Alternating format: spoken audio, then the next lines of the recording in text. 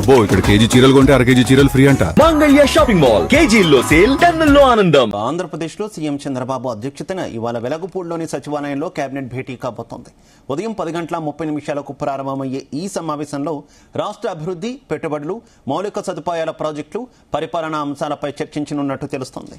ఏపీకి కొత్త పెట్టుబడులను ఆకర్షించే దిశగా పలు సంస్థలకు భూ కేటాయింపుల ప్రతిపాదనలను కేబినెట్ పరిశీలించనుంది. అలాగే యునైటెడ్ అరబ్ ఎమిరేట్స్ తో ఫుడ్ ప్రాసెసింగ్ రంగంలో సహకారం, పెట్టుబడుల ఆకర్షణ, ఎగుమతుల ప్రోత్సాహం వంటి అంశాలు కూడా సమావేశంలో చర్చకు వచ్చే అవకాశం ఉంది. రాష్ట్రంలో ఆహార ప్రాసెసింగ్ పరిశ్రమలను విస్తరించడం ద్వారా ఉపాధి అవకాశాలు పెంచడంపై ప్రభుత్వం దృష్టి సారిస్తున్నట్టు తెలుస్తోంది.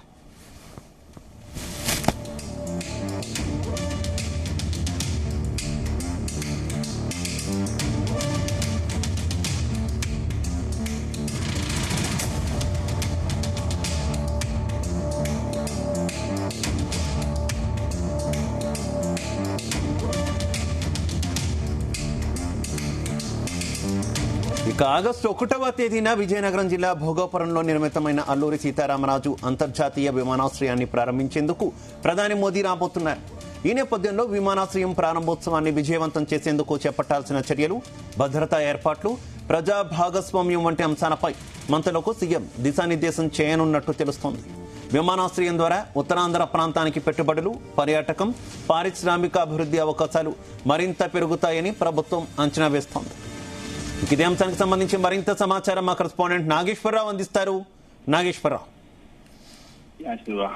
ఆంధ్రప్రదేశ్ రాష్ట్ర కేబినెట్ సమావేశం కొద్దిసేపటి క్రితం ప్రారంభమైంది. ముఖ్యంగా ఆంధ్రప్రదేశ్ రాష్ట్రానికి సంబంధించి మౌలికంగా, భౌతికంగా, ఆర్థికంగా స్థిరంగా ఉండే వ్యవస్థని ఏర్పాటు చేయడానికి ఇండస్ట్రియల్ పరంగా ఒక హబ్బు లాగా ఆంధ్రప్రదేశ్ ఉండేందుకు నిరంతరం కృషి చేస్తూ చంద్రబాబు నాయుడు ఎన్డీఏ కూటమి నేతలు ఆలోచిస్తా ఉన్నారు. ఈ ఆలోచనలో భాగంగా ఆంధ్రప్రదేశ్ లో అభివృద్ధి ధ్యేయంగా ఇండస్ట్రియల్ పరంగా, ఆర్థికంగా, మౌలికంగా ఏ రకంగా చూసుకున్నా గానీ ఆంధ్రప్రదేశ్ ఒక హబ్బు లాగా, ఒక ఆదర్శనీయంగా ఉండేందుకు కూడా నిరంతరం కృషి చేయాలంటూ చంద్రబాబు నాయుడు ప్రతి నెలలో ఒకసారన్నా మంత్రులతో మాట్లాడుతున్న పరిస్థితి ఉంది, ముఖ్యులతో మాట్లాడుతున్న పరిస్థితి.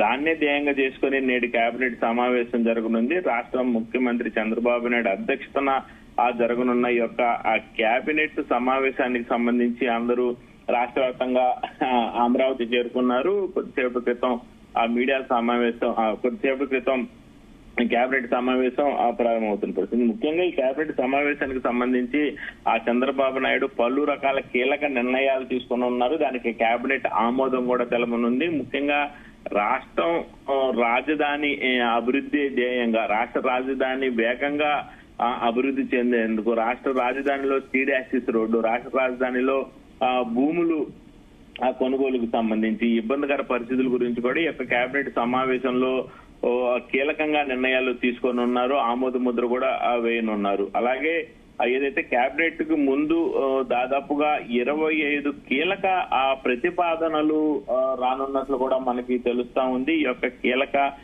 ప్రతిపాదనలు మొత్తం కూడా కేబినెట్ ఆమోదం తెలపనుంది. అలాగే ఈ యొక్క కేబినెట్ సమావేశానికి సంబంధించి రాష్ట్ర అభివృద్ధి, సంక్షేమం, పెట్టుబడులు, మౌలిక వసతులు, అందరికీ ఉద్యోగం అన్న కోణంలో చర్చ, ఉద్యోగాల భర్తీకి సంబంధించి అనేక విధాలుగా దాదాపుగా 25 కీలక ప్రతిపాదనలపై చర్చించి నిర్ణయం తీసుకునే అవకాశాలు కనపడతా ఉన్నాయి. ముఖ్యంగా యుఏఈతో ఫుడ్ ప్రాసెసింగ్ రంగంలో పెట్టుబడులు, పరస్పర సహకారంపై కేబినెట్ చర్చ జరిగే అవకాశం కనపడతా ఉంది. అలాగే ఆగస్టు 1వ తారీఖున భోగాపురంలోని అల్లూరి సీతారామరాజు అంతర్జాతీయ విమానాశ్రయం ప్రారంభోత్సవానికి సంబంధించి ప్రధాని నరేంద్ర మోడీ రానున్న నేపథ్యంలో ఏర్పాట్లపై ప్రత్యేకంగా సమీక్షనున్నారు. దీనికి ఇన్ఛార్జీలుగా, అలాగే దీనికి పలు రకాల ప్రోగ్రాములకి ఇన్ఛార్జీలుగా, ప్రోగ్రాం మొత్తానికి ఇన్ఛార్జిగా కూడా ఒకరిని నియమించనున్నారు. ముఖ్యంగా ఈ యొక్క కార్యక్రమానికి సంబంధించి కొంత మంత్రులకు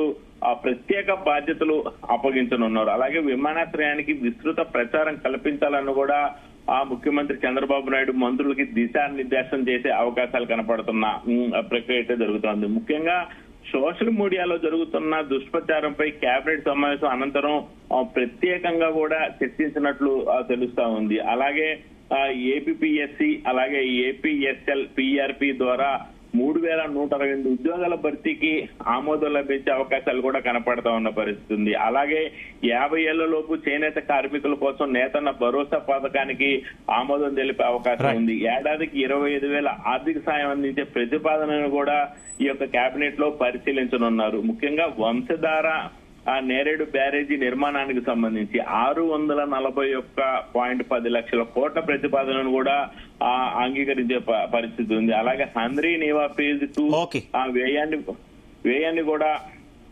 ఆమోద ముద్రైంది. మొత్తంగా ఆ రాష్ట్ర రాజధాని అభివృద్ధిగా రాష్ట్రం అభివృద్ధి ధ్యేయంగా ఈ యొక్క అలాగే ఆగస్టు 1వ తారీఖు ప్రధాని నరేంద్ర మోడీ పర్యటన ముఖ్యంగా చర్చించి 25 రకాల అంశాలను అయితే ఆమోదించే విధంగా అయితే ఈ కేబినెట్ సమావేశం ఉండనుంది. Shiva. Right, okay, thank you.